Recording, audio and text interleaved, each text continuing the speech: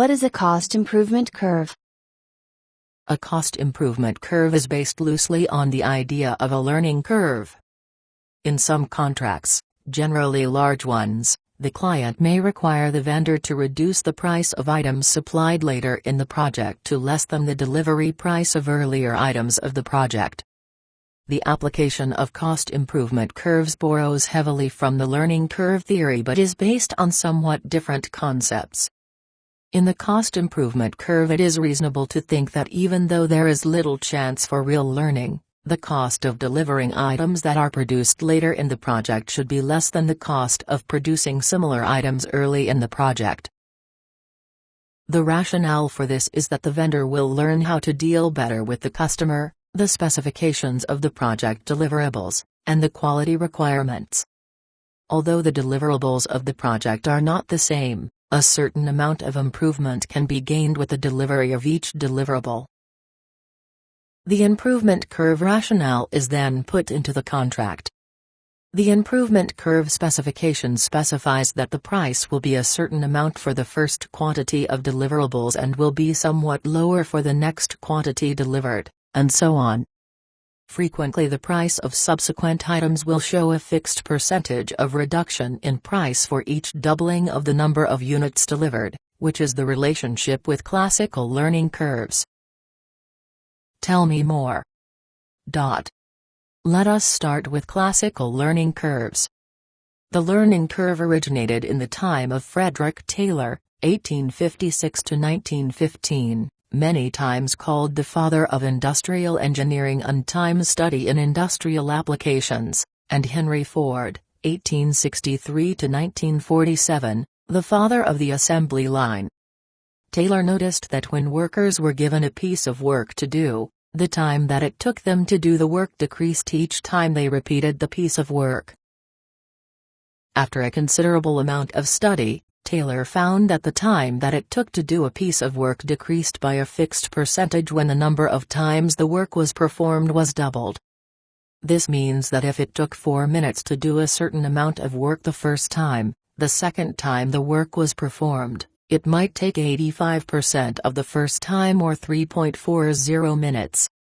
The fourth time the same work was done, it would take 2.89 minutes, and the eighth time the work was done, it would take 2.46 minutes, and so on. Each time the number of times the work is performed doubles, the time it takes to do one piece of work becomes less by a smaller amount, since it is a fixed percentage of the last doubling of the work.